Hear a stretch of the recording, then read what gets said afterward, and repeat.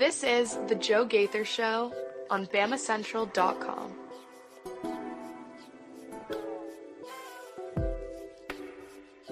Good morning, Tuscaloosa. Good morning, Tuscaloosa, Internet World, West Alabama. How we doing today on a Friday? Mason Woods, it's the last Friday without football. Woo! How we doing? Welcome in. It's the Joe Gaither Show on Bama Central, BamaCentral.com. You guys are checking us out on the Bama Central YouTube channel, on the Bama Central Facebook, Twitter, everywhere you get your podcasts. You can hear the Joe Gaither Show on Bama Central, on Apple Podcasts, Amazon, Spotify, little red circle, Bubble, BUBBL.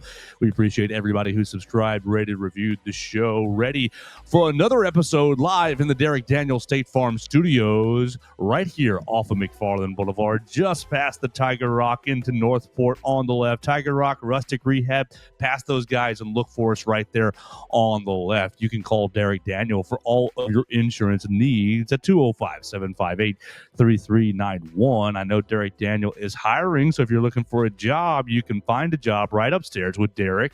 Call him for a job, for car insurance quote, homeowners insurance quote, really anything in the insurance realm. You can call him today at 205-758-3391. We're going to have a fun show today. We're going to have a big show today, really. Two big interviews lined up, and we're about to jump right into the first one. We're going to be joined by Bobby Humphrey, Alabama legendary running back, and we're going to talk more about this movie, Nothing But a Winner. We had Jimmy Jenkins on last week, and if you missed that, I really enjoyed our time with Jimmy Jenkins.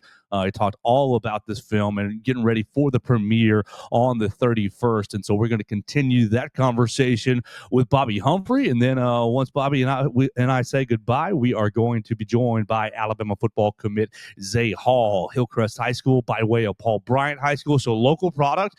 Zay says he's going to come to the studio, so we'll see if he can find the Derek Daniel State Farm Studios just past the Tiger Rock on the left as you come up Highway 69 north, and so we're very, very excited to talk to Zay Hall as well. Of course, you can leave a comment on the show at Joe Gaither 6. You can leave it at Bama Central. You can leave it on the Bama Central YouTube channel, or right there with my friend Mason Woods at MAWoods_ on the Twitter machine. Leave us a voicemail if you have comments, questions, queries, or complaints as well at 205-462-7340, extension 800. It's going to be a big, big weekend. Hope you get all your honey-do list done, because next Wednesday, Alabama football camp gets started. And isn't the Hall of Fame game, Mason, on Thursday? Thursday. Oh, so you are now within the 1 week window. There will be football on your TV. And so it is here. So whatever you've got to do this weekend, get it done. You know, our friend Katie Wyndham's getting married tomorrow, because she said we got to get it done now so that she can get back from a little vacation with her and her new husband to get ready for football camp. So we're really excited. We're really excited for the day. Before we welcome on Bobby Humphrey, Mason Woods, good morning. How we doing? Oh, I'm doing good this morning. Doing good. Ready to get into it, talk to these guests. I'm excited to hear what our two guests have to say today. Absolutely. So let's roll right into it. I see him right in the back end. We've got our guest, Bobby Humphrey, joining us this morning. And Bobby, first off, I really, really appreciate your time and hope you're doing well. Good morning, sir. How are you? Good morning, guys. I'm doing well on this Friday morning. Absolutely. Thank you so much for joining us this morning, and I'm really excited to talk to you. I'll just open it right up with conversation about Nothing But a Winner. I know you and your son are heavily involved in the project. I got to see the movie just before SEC Media Day, so you're heavily featured and interviewed right there. It was great. Honestly, the movie was fantastic. I encourage everybody to get into theaters July 31st. What was the inspiration for you and your son, obviously both of you legendary players right here at the Capstone, to put this project together? Well, I think it came to us a little bit by surprise because Caleb Castile actually brought it to us, and my daughter got involved. So she's actually, Brianna Humphrey, she's actually co-producer of the film. But it was one of those things where, he brought it to us. He told us about the concept, about the dynasty that they're going to focus on, the two coaches in two different eras, and how they made an impact both in the lives of players as players, but as well as players that's in life. And we thought we can put some of those memories, on film, which, it was, you think about it with all of the stories and things that were told, and we didn't get nowhere near the number of interviewees that we could have put in this thing. This thing could have been a documentary film that could have went 6 hours, 7 hours long, but we condensed it down into, only an hour and a half. And it was just great seeing it come together. My first time seeing it was at the premiere last week, so I'm like you. It came out way lot better than I thought it was. Very inspirational. This is for not just Bama fans. This film, I think, is inspirational to any football, pro football, college fan, or even inspiration to somebody. I had one young lady who walked away from the film, and she called me 2 days ago and said, I'm not even an Alabama. She came because her husband came, and she's not even an Alabama fan. And she said, wow, that was one fantastic film that I watched. So we didn't know it was going to come together like that, but now that it's in the theaters on July 31st, I would encourage everybody to go out because they will be inspired, no doubt. When it was first brought to you, was it something that you and Marlon as well, and even anybody else that you talked to that also was in it, was it something that everybody was very excited to be a part of kind of right off the bat initially, or did it take a little bit of time for you to kind of feel it out a little bit? Okay, this is what we're doing, and kind of getting a better understanding of it? Everybody that we wanted to interview, we had a chance to interview. The only people that we didn't interview were those that we just could not work out the schedule. And as we tried to reschedule, time got short. And as we kind of started getting, those people or the actual players and coaches, once we started locking them in and interviewing them, we felt like we had enough footage to kind of move forward. So there are some people that are not in it that we would have liked to have had in it, but we just never. Now they didn't say no, we just never could arrange their schedule because Brianna and the staff, Jimmy Jenkins and all of the crew, they traveled around the entire world. They went out to California, they went up to New York, and they went around finding, because guys just spread it out all over the place. So, but it was fun watching them doing. My daughter was heavily involved. She was heavily involved in putting together the premiere that was shown down at the Lyric Theater about a week ago. And we didn't have any resistance. And everybody we've shown it to is delighted. Matter of fact, I was talking to somebody that's part of the Alabama football program, and they're trying to figure out a way to get the entire team to go watch it, which I think is great. Well, I'm really hopeful that if the team can't go somewhere and watch it, they can at least show it right there in the facility, right. That team meeting room with the big theater seats up there. That'd be perfect. We're hanging out with Bobby Humphrey, former Alabama running back. And one thing I want to just get into is the film does heavily focus on Coach Bryant's era and on Coach Saban's era. But Bobby Humphrey played for Ray Perkins and Bill Curry.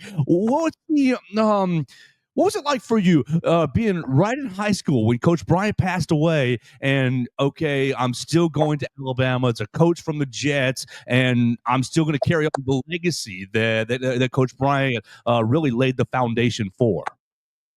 Man, it was awesome.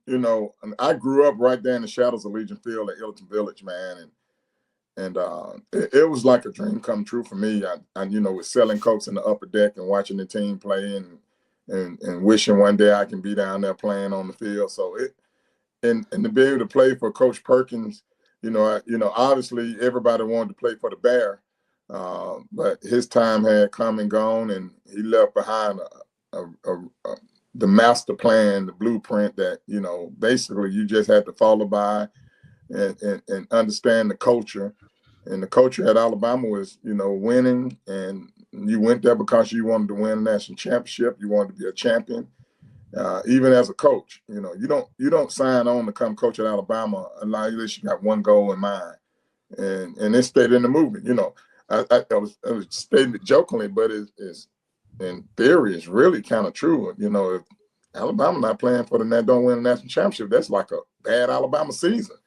You know, we kind of got spoiled to, I shouldn't say spoiled. We just got accustomed, I should say, to winning and winning national championships and being in the playoffs and, you know, all those good things that we like to see in our postseason play. So, you know, it was a dream come true for me to go down and play. And Coach Perkins was one of Coach Bryant's disciples. You know, he played for Coach Bryant, and he came in, and I think the culture was still there. I think the concept of mental toughness and physical toughness, especially mental toughness was a big key in Ray Perkins. I remember going to Lower Gym and doing off-season workouts. And one thing you knew about an Alabama football team, when the fourth quarter rolled around, we were going to be ready to go.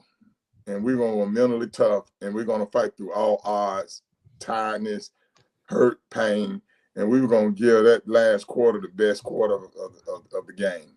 So I enjoyed playing there. And then I finished up with Bill Curry because Perkins left and went back to the NFL. Bill Curry came in, and I played a year up under him, and obviously I got hurt my senior year, so I only had 1 year with Bill Curry, but he was successful there as well. And so I played for two good coaches when I was there. I want to ask you more about kind of, carrying on Coach Bryant's legacy when you got there, when you got to campus with with Ray Perkins there, and then again with Bill Curry.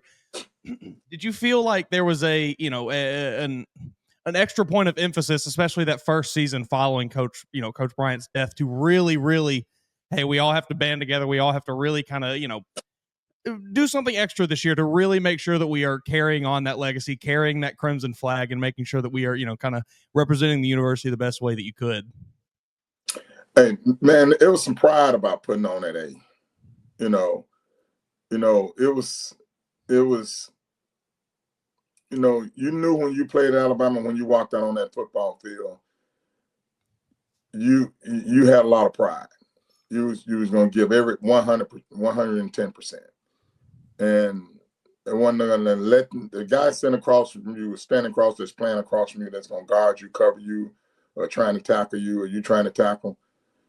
You was going to give him everything you got because you knew what the standard stood for. And it wasn't easy. When I got to Alabama, and there was some competition every day. You think about the competition that goes on today in this era, when you think about the number of backs that competing for jobs and competing on the field, it was just like that back in 85 with Gene Jelks, Murray Hill, Kerry Gould, George Scruggs, Boobin Nathan from Mobile. You just had a ton of guys in that room, but all of us understood that it was a pride thing, and we were going to give 100%, and we were going to compete. There's a lot of great legends in this film, Nothing But a Winner. We're speaking with Bobby Humphrey. Bobby, you said you got to watch it pretty recently. You see Walter Lewis, you see Wilbur Jackson, you see George Pugh in the movie as well, Ralph Stokes. Was there any story that you heard when you watched it that you thought, oh, I didn't know that, or this surprised me, or something that stood out to you that you weren't quite familiar with? Man, there were several things. One of the things that I didn't know about when they had, when Coach Bryant passed, and the day of his funeral, and I went to Glenn High School. Glenn High School is located right next to Birmingham Southern, but you can actually see the interstate 2059 from the football field there at Glenn High School. And I can remember us going out to the fence, the tall fence, and watching the funeral procession that was coming from Tuscaloosa. But what I did not know until the film was that line of well-wishers who's, came to to support and see Coach Bryant off. And as they went down the processional, it started from Tuscaloosa. It started from Tuscaloosa, and it lined up and I didn't know they shut down the interstate and all the way from Tuscaloosa. I mean, you think about a kid at that time back in '85, and the thing I think about is that I was sitting in the movie, I was like, wait a minute, all these people knew about this, know where to go and all this, and this was before the social media era. You can get things out now, but there were people lined up and they were everywhere. And it goes to show you the respect and the impact that Coach Bryant made on so many lives when he coached. That was one of the things, Joe. And the other thing was the faith, confidence, and the belief that those guys who went to Alabama in those early years, especially in the segregation years, when they desegregated, the trust that they had in Coach Bryant to protect them. Because everybody was not for, black players coming to Alabama. But Coach Bryant they came to because of Coach Bryant.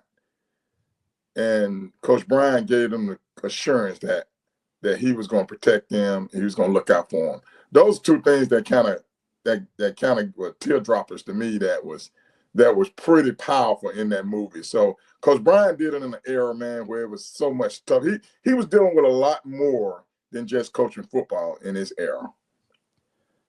When I saw the film and they asked Coach Kroom about Coach Bryant's passing and they caught him just in a really emotional moment, I thought, I need to grab my napkin as well. It was just a really, really well done film. Go see Nothing But a Winner. It's coming out July 31st in theaters, in local theaters, and you really need to go out and see it. If you're an Alabama fan, if you're a football fan, if you're just needing some inspiration in life, it really was very helpful for me going into SEC Media Day week to kind of, you got a couple days of really hard work. You got to get going.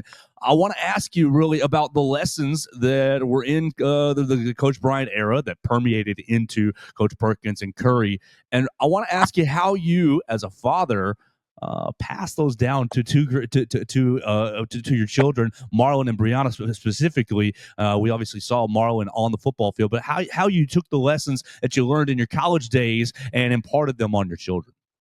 Well, one of the things that I took from Coach Perkins was that, and I remember this to this day, one thing that he wanted us to do, he wanted us to play hard and give us 110%. But he used to always say, guys, let's go out here and let's have fun. Let's have fun doing what we do. And that's one of the things I used to always tell my children. I never encouraged them to play sports. I never told them they had to play football. I never chose the position, although I did encourage Marlon to move from running back to defensive back in 8th grade. I think that worked out pretty darn well. Pretty well. But, I always tell them that, hey, work hard and have fun doing what you're doing. Do you love it? And that's something Coach Perkins always does. Do you love doing what you're doing? And I absolutely love playing football. And I absolutely love playing for the University of Alabama. And it was a joy to play up under him. He was tough and hard-nosed, and he worked us pretty darn hard. I can remember him saying, you can't tear the human body down. We used to have 3 days practice. Can you guys believe that? Nuts. These cats, now they get 1 a day, and it's regulated. We used to have 3-a-day practices. And I mean, I'm not exactly sure what benefit we got out of that 3rd one, but it was like we was out there walking in your sleep. We were so tired. But, like I said, it was that mental toughness, the same mental toughness that Coach Bryant had. And I think Coach Bryant developed it from his parents and his childhood. He grew up, poor, having nothing from Arkansas. And he just worked his way to the top. And, what he did at Texas A&M, and other places he had gone before he got to Alabama, he was just a tough, hard-nosed worker. And he could relate to growing up without having something. So I thought he communicated and had a relationship and developed a relationship with the players that was unmatched. And that same thing, Perkins. Perkins was the same way. He grew up in Petal, Mississippi. And, and he was tough. And he wanted his players to be tough. And I can tell you right now, buddy, if you go back and watch some of those games, you think about it. One thing we were better at than anybody else was the physicality. And Saban is from the same cloth. Watching that film, you can tell that you almost think that Saban and Coach Bryant kind of knew each other. They talked about the little things. Coach Bryant would say, guys, we just need to do the little things. We just get better one day at a time. Just get a little better today. Coach Saban, hey guys, let's do the little things. Be where your feet are. Y'all heard that before. Be where your feet are. Let's trust the process. They kind of was saying the same thing, but in two different eras. So it was amazing. We're hanging out with Bobby Humphrey, former Alabama running back. And you talked about physicality. I had a friend who I said, I'm about to interview Bobby Humphrey. Do you have any questions? Do you have any comments that anything I should bring up? And he basically was complimenting you and said, oh, well, he did it in an era, talking about the physicality. He did it in an era where they didn't throw the football. They loaded the box. And if you could run the football in that era, you were a real man. Bobby Humphrey currently sits at fourth all time on the Alabama rushing record behind Derrick Henry, Trent Richardson, and behind Najee Harris, Derrick Henry, and Sean Alexander. You're fourth on all time for a single season, rushing for 1471 in 1986. What's it mean to you to be basically standing alone for all these years as Alabama's rushing king before some of these Saban era players come around? That was. Man, I can remember just like yesterday. We was playing Mississippi State, and when I broke Johnny Musso record, and he came into the locker room after that Mississippi State game at Legion Field, and he presented me with the game ball because I had just set the rushing title, the rushing record, season rushing record, and passed him. Not the season, but the all-time rushing record. I'm sorry, and that was a pretty big deal. I kind of watched Johnny Musso growing up. Watched them. That's when they had the tearaway jerseys too, man. That was pretty darn cool. I've always thought about it. I used to play in the backyard, man, and kind of have my T-shirt already ripped up like it was like a tearaway jersey. And but it really wasn't. It was just a jersey I tore up myself. But it was just fun because I admired the way he ran the football. But man, to be a part of a group like that. And to be still ranked in the top 5 is pretty amazing. That was way back in the mid 80s, and you had 2 Heisman Trophy winners and several first-round draft picks and guys that had long professional careers, and you named off some pretty darn good names. You're talking about Sean Alexander, Derrick Henry, Mark Ingram, Najee Harris. Oh my God. And then not to even talk about the guys that before me, you're talking about Wilbur Jackson, who I consider probably one of the better backs, especially during that era, and he was playing up under some excruciating circumstances, as the first black, to ever get a scholarship at Alabama. So did they ever play at Alabama? Well, I guess you would say the first to play at Alabama. He wasn't the first to he was the first to get a scholarship. I'm sorry. He was first to get a scholarship at Alabama. And I think, John Mitchell, correct? John Mitchell was the first to play because you couldn't play as a freshman. So John Mitchell was he came from junior college. Junior college, that's right. So he came in and he played right away. So there's 2 different things, but they both made the same impact. They were there together. One was on the field just before the other one. But Johnny Mitchell, you talk about Wilbur Jackson. Those guys did it back then. To be listed on all those names, that's pretty darn good, man. I love it. We're hanging out with Bobby Humphrey. I want to spin you back to the current day. I recently saw Marlon Humphrey with Kalen DeBoer in the facility, just on the social medias, and people went, split reactions right now to your son. Obviously, look, great player, and he made himself into a great player in the NFL. But when Coach Saban retired, Marlon is, having a little fun on social media, and I think people took it very seriously. What's your reaction to Marlon's just character on the social media machine, and where his standing is with the current program? If anybody taking Marlon Humphrey serious on Twitter, they need to go and get checked out. Everything he take is a game. I can remember when Marlon was at Alabama. Coach Saban used to chew his butt out all the time because he never was. I mean, he was serious about play, but he wasn't as serious as Coach Saban was serious about it. He said Coach Saban was cussing him out one day. You blah, you blah, blah. He's sitting there looking at him. He's like, what are you talking about? What? He didn't even know what he did wrong. He was like, he's like, Marlon Humphrey, blah, blah, blah. Anybody taking Marlon Humphrey serious on Twitter, please don't waste your energy and time. I think he just like the clickbait. He just like to see what people gonna respond or something. I don't know, man. He was down there the other day visiting Coach Caleb DeBoer, and they talked a little bit about the film. I think Coach DeBoer actually either saw some clips of it. He said he either saw some clips of it, or he may have seen the whole thing by now. But they had a really, really good conversation.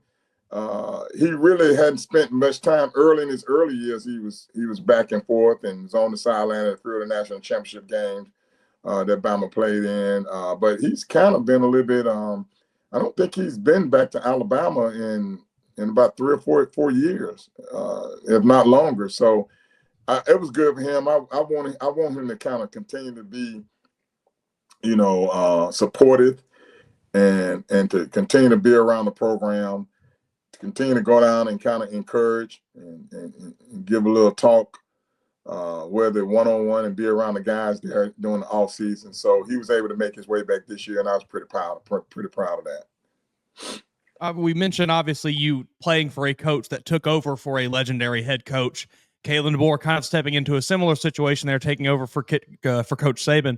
What have you seen in just the first year and change, if anything at all, that kind of leads you to believe that maybe this is going to be a very successful coaching tenure, or maybe it won't go the way that we hope it will?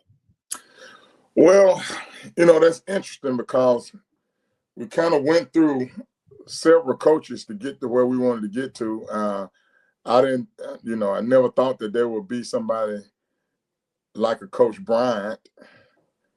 And lo and behold, Coach Saban rolled in the town. I mean, it took a little bit of time for it to happen, from the time Coach Bryant left and the time Saban got there. That took a little time. I just hope it don't take that long with the new guy and with Coach DeBoer. I really like him. I think he has a different way of coaching, different coaching style as he continues to get his players in.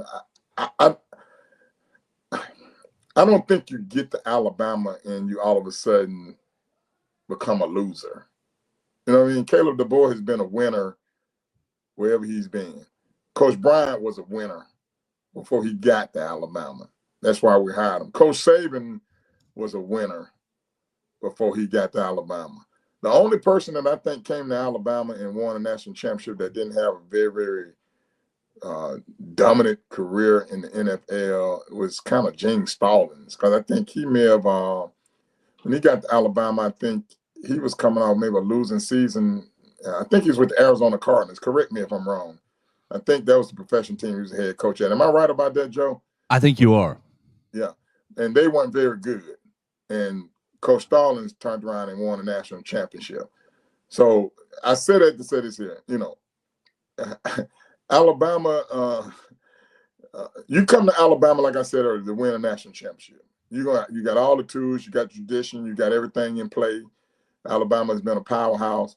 I don't think Caleb DeBoer is going to drop the ball here. I think at some point in time between the next 2-3 years, we're going to be playing the last game of the college football season, and we're going to be holding up that trophy. I really do believe. And I think he is the guy for it. He's got a different coaching style. He got his way of going by doing things. And I just hope it's sooner than later. And because I tell you this here, I'm I'm going to go out on a limb and say it again. Is there anybody going to be as good as Coach Saban? It's kind of ironic that the greatest program in college history just so happens to have the best two coaches in college history. And to win 7 national championships, which Coach Saban has done, and then the coach that's previous before you win 6, that is pretty darn amazing. We're hanging out with Bobby Humphrey, and the last one that I have for you, sir, we're talking about Nothing But a Winner that premieres on July 31st. We want to get everybody into the theaters to see this film. When people go see this film, what do you want them to walk away? They're walking away from the theater. What do you want them to take with them into the rest of their life? For those in Alabama, I want them to appreciate, and they do, and I know they do. I think I want people to have a more appreciation of what has been accomplished, but more importantly, what sacrifices you have to make to accomplish those things that you set out to accomplish. And what goes into being a successful winner, nothing but a winner, not just on the field, but off the field. For those that are not Alabama fans, I want them to take away a different insight of what Alabama is all about, not just the University of Alabama, but what we represent to this state and how we have come from a long ways, and to see the impact that an individual can make on somebody's life. Because if you listen to the stories of the players, they were inspired and motivated by those coaches and the impact that they made. Most of those Bryant players, most of them guys got a little choked up. When Coach Pugh said in the film, Coach Bryant had a scholarship fund for all of his players, kids, to go to school. And jokingly, Coach Pugh said, and all of mine went, and I had 6. And I was like, good. They all went on a Bryant scholarship. Man, that is something. And then somebody said that Coach Bryant actually helped one of his players after he graduated, helped him get his way and pay for his law school. I'm like, well, and those were things that nobody knew. And he didn't want nobody to know it. But it's no telling how many things that Coach Bryant did and Coach Saban have done to be able to help their players, not just on the field, but in life. And that's what I want people to know that are not Alabama fans and that's outside this state to understand that we have some special here in the state of Alabama. Well, Bobby, this has been a real pleasure for me, and I really appreciate your time today. Hopefully, we can do it again in the future. I want to encourage everybody to go out and see Nothing But a Winner. It premieres July 31st. Go out and look for your tickets in select theaters, and I hope that everybody gets out there and sees this film. Bobby, thank you so much for your time, and I hope you have a great weekend. All right. You guys too, man. Have a great one. Thanks so much for having me on. Our pleasure. Thank you, sir. That's Bobby Humphrey joining us. Mason, I think, wow, I need to take a deep breath. I have a commercial to play, short little commercial we're going to incorporate right here. There's a health fair coming to Tuscaloosa, and it's part of the Northport Lions Club that I just got inducted into yesterday. So I'm going to take a deep breath, play this little commercial, and we're going to transition. We're visiting with a legend in Alabama football. We're about to visit with a future legend in Alabama football. Zay Hall joins us right after these messages. And we're going to talk about his recruitment, his career, and what's on tap for his senior year at Hillcrest High School. Oh, I might want to do that. Saturday, August 23rd, 8:30 till noon. That'll be in the St. Mark Family Life Center. Northport citizens can get free eye, hearing, and blood pressure screenings, diabetes testing, and more. Now, the first 100 people get a free biscuit, and free Domino's pizza slices will be served at 11, along with free snow cones and drinks from Buffalo Rock. Sponsors include Alabama Lions Site, Ascent Audiology, DCEH Regional Medical Center, West Alabama Food Bank, Special Olympics, Northport Police Department, U of A Institute for Rural Health, the Alabama Department of Public Health, and others. A Northport Fire Department truck will be on site, and there will be lots of fun kids' activities. The Northport Lions St. Mark Health Fair. See you Saturday, August 23rd.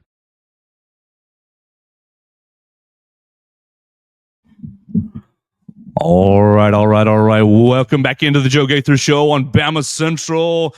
Mason, you might want to correct your nameplate because we are not looking at Mason Woods anymore. We are looking at Zay Hall, Alabama, the future Alabama linebacker, Alabama commit, playing for the Hillcrest Patriots this season. Zay, good morning. How are you, sir? Oh, you know what? There, try it again. I'm doing good. How about y'all? I'm excellent. You can pull that real close to you if you want to, just make it nice and comfortable for you. You don't have to be too uncomfortable today. There we go. There he is, right there. Zay, I'm sorry to put you on hold, but we were talking to an Alabama running back in the '80s. What you know about Bobby Humphrey? Anything? Not too much. Till now, I didn't even know he was Marlon Humphrey father, so that's new information for me. Well, we're really excited to keep this show going and have a lot of fun today. We just want to get into your recruitment, get into who you are, and really just have some fun. Appreciate you coming to the Derek Daniel State Farm Studios. Everybody, he found it really, really easy. Just past the Tiger Rock, past the Rustic Rehab on the left. Call Derek Daniel for all of your insurance needs, 205-758-3391. I just want to get it rolling, Zay, with really tell us about your recruitment and a real easy one. Tell us why Alabama. First of all, my recruitment started all late. I didn't get my first offer until like October of my junior year, going into like I think the second to last game of my junior year. My first offer came from North Alabama. Then Go Tigers. Aren't they the Tigers? Oh, Lions. Yeah, North Alabama Lions, yes, sir. But as spring came around, I started picking up more and more offers.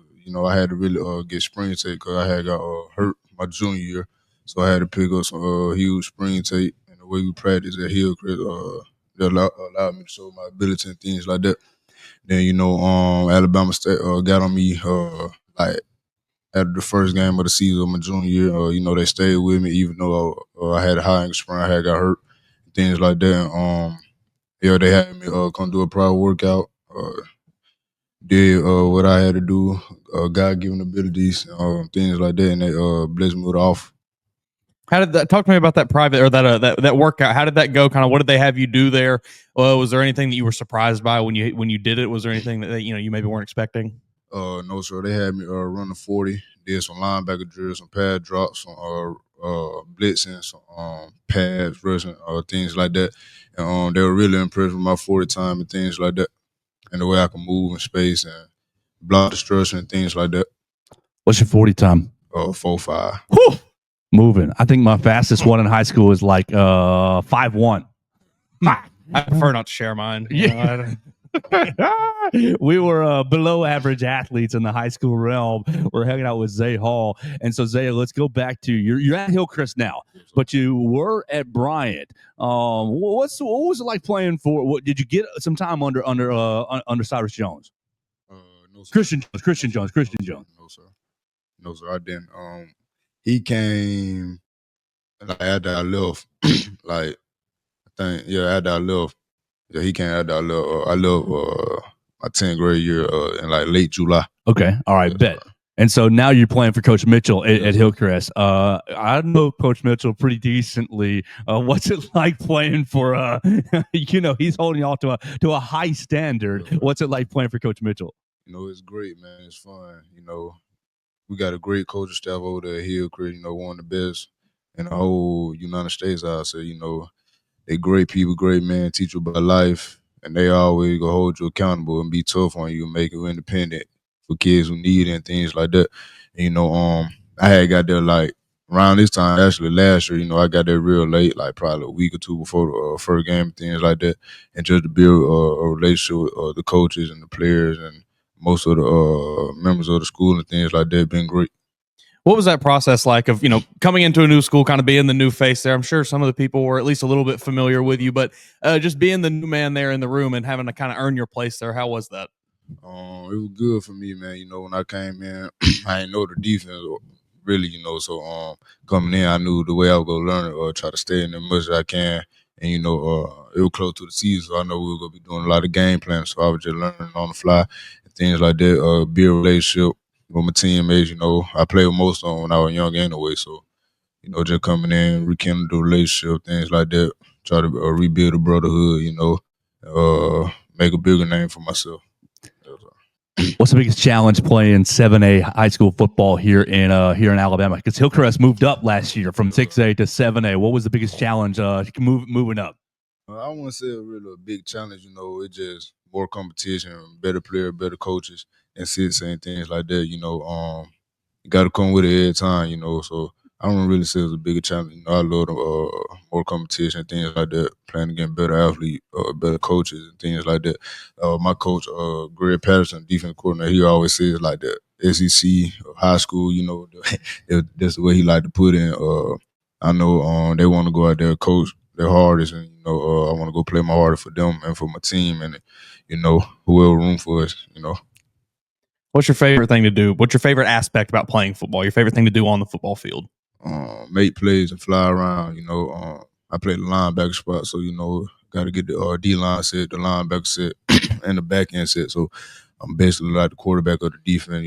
Get the whole defense set. Fly around and make plays at different levels. I can blitz, I can tackle, I can coverage and things like that. I still got a lot to work on at every aspect of the game, but it's fun doing that. Zay Hall would rather blitz the quarterback and make a sack or drop back in coverage and make an interception? Probably say interception. I say interception. That changed the game. Even though a sack will too, but don't get the ball back to the offense so they could try to go down the score. Or I score my own with a pick six.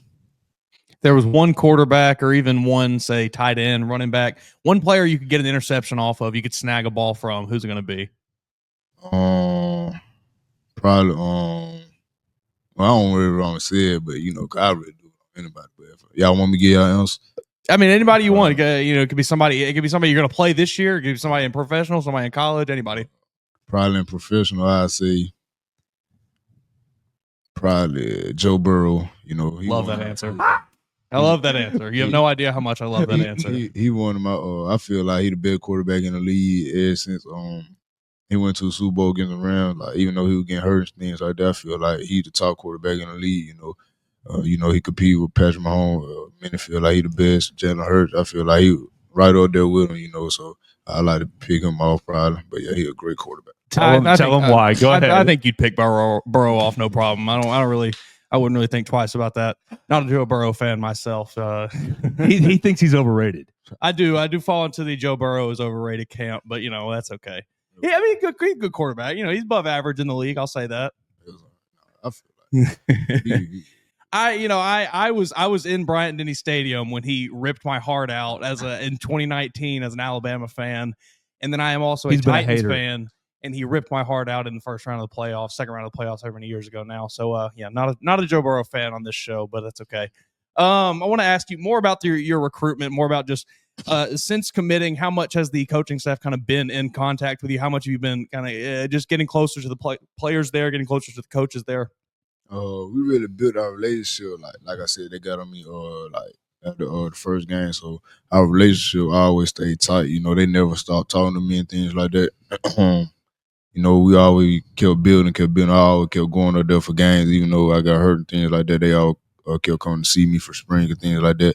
And, through the OV, our relationship just kept getting tighter and tighter. After I committed, most of the coaches text me they know me, things like that, saying these are going to be a really special class, 2022 with all the recruits and guys we have coming in. I don't think we're done yet. I hope we're not, and it's just been great, man, I think the coach on vacation right now. They coming back for fall camp and things like that because the season right around the corner, and I think Bama go all the way. We're hanging out with Zay Hall, Alabama linebacker commit from Hillcrest High School, right down the road. Zay, you're talking about these coaches. Who are some of the coaches that you're closest to? The coach that started recruiting me, Tony Jones. Well, it really wasn't him. I forgot to do the name, but.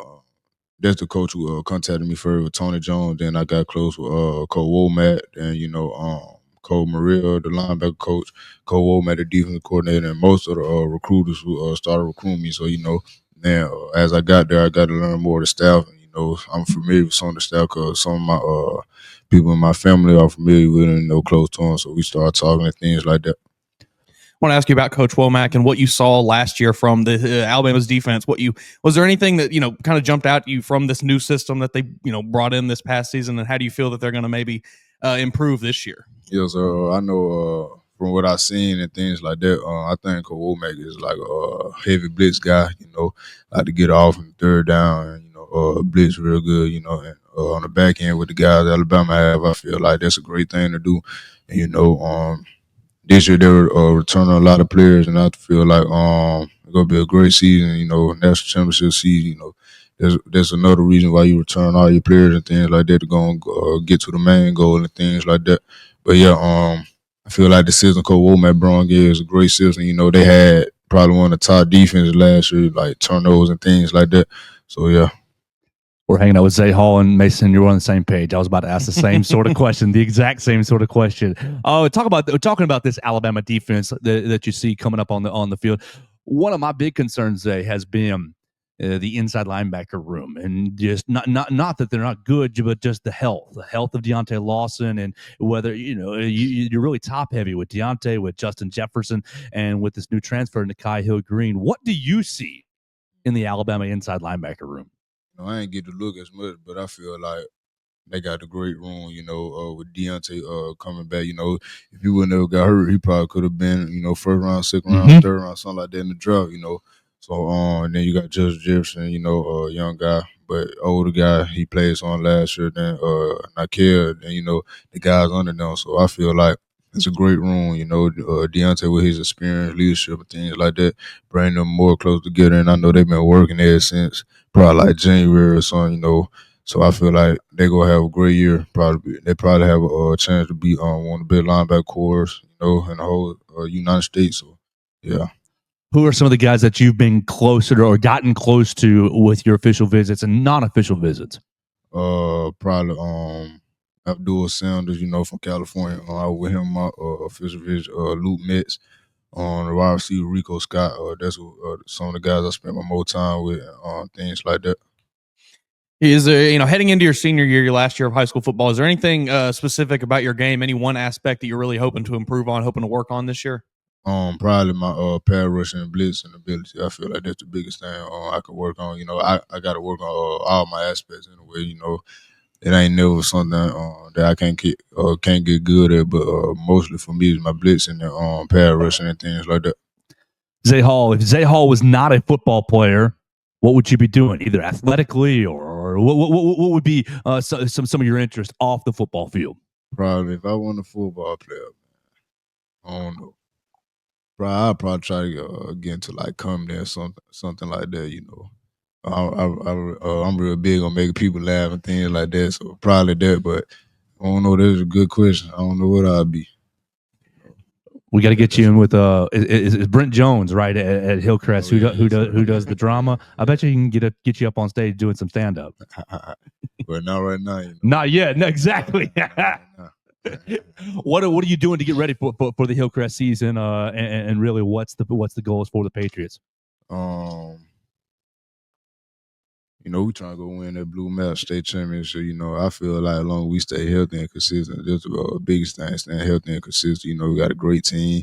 We had a lot of young guys last year and a lot of injuries last year. I feel like we still could have did good in some way, but not the year we won. We went 6-4. But I feel like this year, stay healthy and consistent. I feel like we go all the way. Zay, when you guys are getting ready for a game, do you have any pregame routines or rituals that you do? You got to do this on a Friday night? Not for real, no. So I just, I go in there, calm mindset, talk to God, pray to God every morning, every day, every night, things like that. Calm mindset, and go out there, do what I have to do. God willing, I don't really got no routine or nothing like that. I don't really have no pregame build. I don't want to eat too much, I don't want to feel too heavy, things like that. So anything post game, any kind of you big time win, where are you going to celebrate? Anywhere? I probably this year, after the game, I probably go out with some of the guys, probably go grab something to eat, something like that. Then just head back to the house, just cheers to, don't want to be out too late, still got to focus on the main goal. But, yeah, after the game, probably go out with some of the guys, some of my friends, things like that, and head back home because, probably Saturday I'll probably go over to Alabama, watch the games and things like that. So, yeah. What's the game that you're trying to go to, or games that you're trying to go to this year at Alabama? LSU, Tennessee, Oklahoma, probably Vanderbilt, things like that.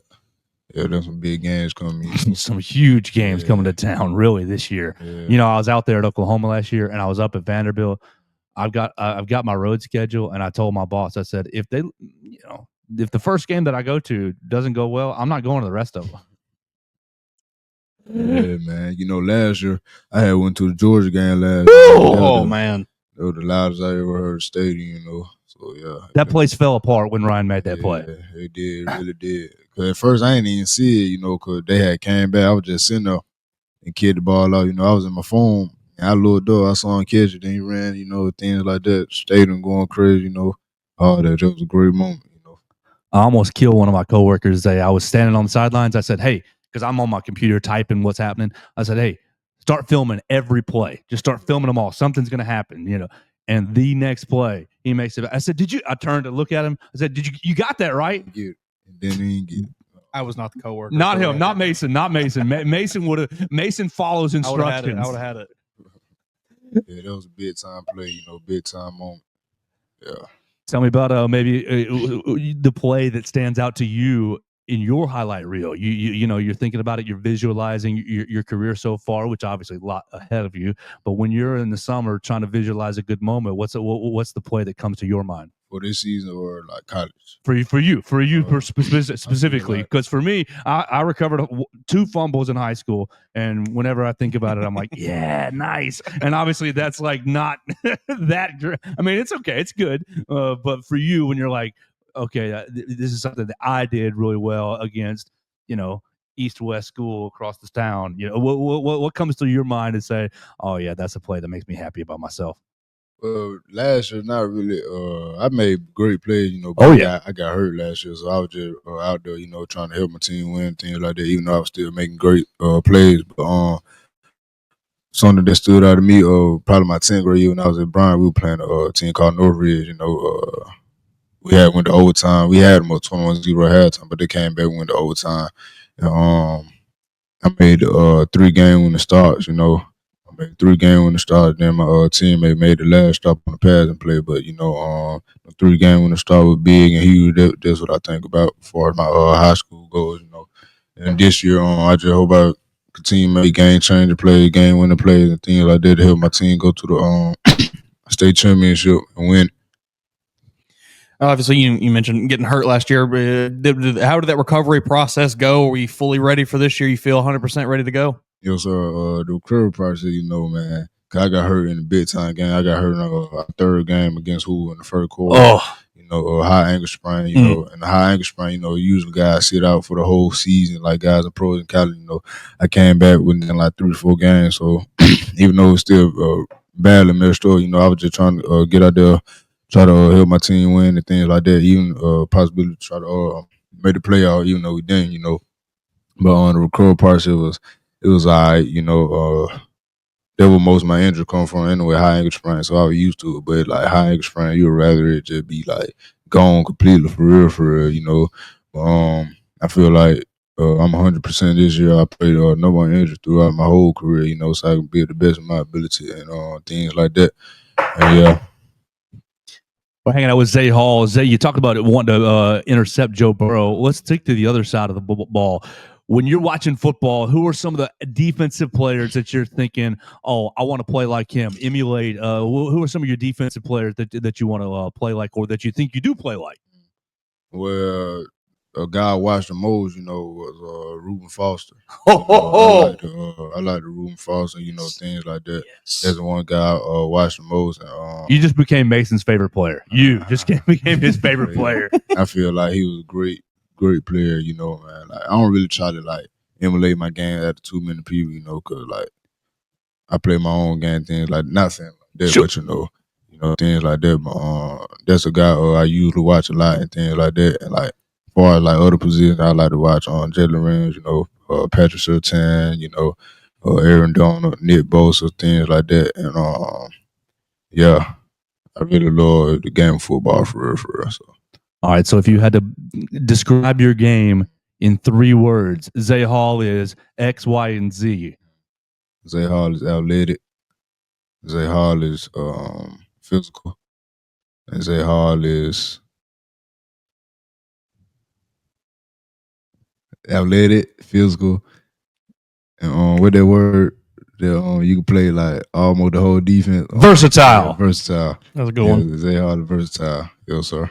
I think that shows up a lot when we, me and Joe, for many of the commits, have kind of gotten together and watched y'all's huddle highlight tapes, and that definitely shows up a lot when we watch yours. I want to ask you, about that versatility. How are you able to develop that ability to play kind of all across the defense? Is that something that you just feel like you've developed across your whole football career, or is that something you've really worked on and at the high school level to kind of develop? Well, in Little League, I play almost every position in Little League. I'm real fast in Little League, and it's hard for that speed to lead. So, but it will lead if you don't work on it. But I feel like for me to be able to play almost every position on defense, they're just God for real, man. I just put the work in, try to stay consistent with my work. Try to work every day, things like that. But it really just God, So, Zay, I love to eat. Where's the best place to eat in Tuscaloosa? I don't really got no favorite food spot, whatever, just on me. But I say, I don't really know for real. You got Longhorns, you got Buffalo Field, things like that, places like that. But yeah, man, So what's your favorite food? My favorite food is it's probably the pizza. Pizza's up there. I do like steak. Right close by. I go to Mr. Chin's a lot. I go to Mr. Chin's on 15th for Chinese. I go to Pastor's Mexican Kitchen for Mexican. I'm not that thick, but I eat like I am. We don't have to be on the football field. Exactly. We have time to focus on these kinds of things. I feel like a great Chinese place. It's called Hot Wok. Oh, Hot Wok Express. Yeah, Hot Wok. They're my favorite Chinese place. They got one down 69 or down there by Sky, and I feel like there's the best Chinese place around here. I think they're the only one I ever had. But yeah, they give you 2 different options of like what type of meat you can get. Rice and things like that. I feel like that's a great place. Things like that. Yeah. So doesn't school start on the 7th for Tuscaloosa County and City Schools? Yes, sir. All right. So when's the first game for Hillcrest? I think either like August the 22nd or 23rd, I think, something like that. Yeah, I think the 22nd. Yes, sir. We play Florence. We got to go down there to Florence. And my coach said we were playing in the North Alabama Stadium. So okay. So that's what they told me. I don't know, but that's what they told me. So yeah. If you're in the Tuscaloosa area, you can come see Zay Hall play against Sparkman, Hewitt-Trussville, County High, Prattville, and Oak Mountain. You can see that schedule right there all online. That first game right here in town is against Sparkman on August 29th. You got Hewitt-Trussville on September 19th. You got County High, big rivalry. Oh, my gosh, I'm so glad that that's back on October 3rd. You got Prattville on October 17th and Oak Mountain on the 24th. So make sure, even if you're not a Hillcrest Patriot, or if you're an Alabama fan, you're looking to get to know the future of the Crimson Tide, come see the Hillcrest Patriots right here in town. Are you up for that County High game? Yeah, I'm that rivalry's gone crazy. I've been here since 2010, and you better watch your cars. You better watch everything during that County High week. You better, man. But I'm just tuned over every game, the same game. Got to go into the same game with the same mindset with every team. So, yeah, man. It's going to be a good one, though. It's going to be a good one. I'm ready for the bedtime game, though. We're all on bedtime, but you know what I mean. Hoover on the 5th, Vestavia Hills on the 12th. I mean, you play in all these Birmingham schools as well now that y'all have moved into 7A Thompson on October 10th. So, once y'all moved into 7A, the schedule got real every week. Yeah. I'm about out of questions, Mason. You got anything else for us? I got one more. You mentioned just obviously the team goal, winning state championship, getting that trophy, getting that medal. Do you have any personal goals? Any specific kind of things that you want to achieve just as a player yourself this season? Try to get 120 tackles. Try to win MVP for like around my area. Try to aim for like 10 picks, probably 6 sacks, things like that. Anything I could do to help my team win. Cause I want them guys to get the same opportunity I got to go to a big time college and things like that. And have their family watch them on TV and things like that. Cause everybody don't get the opportunity. Sports is a way for a lot of young kids now. To get away from where they're from and things like that. Not saying it's a bad area, but sports is like a big time thing for kids. And especially me and my area and things like that. Have some positive to do with your life, and have a big time goal. They're gonna change your whole life, make it successful and things like that. Yeah. Zay, I'll leave you the last word. Anything you want to say to the Alabama fans and faithful who are listening on Apple Podcasts, Amazon, Spotify, or watching us on the YouTube channels? Roll Tide. There we go. He's Zay Hall. He's Alabama's newest linebacker commit. You can see him at Hillcrest High School, and you'll see him next fall roaming Bryant-Denny Stadium. Zay, man, thank you so much for your time. Thanks for coming by. I really appreciate that as well. And the links are great, but I really appreciate you coming by and meeting you in person as well. Appreciate y'all. Mason, that's going to do it for our Friday edition of the show. Man, maybe the biggest show we've ever had with Bobby Humphrey and Zay Hall in the same episode. We want to thank everybody for watching us on the Bama Central YouTube channel. You can find it right there on the Bama Central Facebook page or listening to us on Apple Podcasts, Amazon, Spotify. Send the show to a friend. We hope you have a great weekend. Remember, this is the last weekend without football. So if you're fiending, if you're starving, just hang on. 3, 4, 5 more days. You have the Hall of Fame game coming up on Thursday. Alabama is starting camp on Wednesday. We will have real news for you. No more talking, no more hot air. Real news happening next week. So I'm really, really excited for it. Make sure you get your to-do list done this week so you can lock in and be ready for the football season. We had a lot of fun in the Derek Daniel State Farm Studios. Call him for all of your insurance needs, 205-758-3391. Make your plans to see nothing but a winner on the 31st. And we are right here for football season. We will talk to you on Monday right here on the Joe Gaither Show on Bama Central and BamaCentral.com. Thanks for joining us on today's edition of the Joe Gaither Show on Bama Central. Keep up with Joe on all his social media pages at Joe Gaither6. Subscribe, rate, and review the show on Spotify and Apple Podcasts, and be sure to read us daily at BamaCentral.com.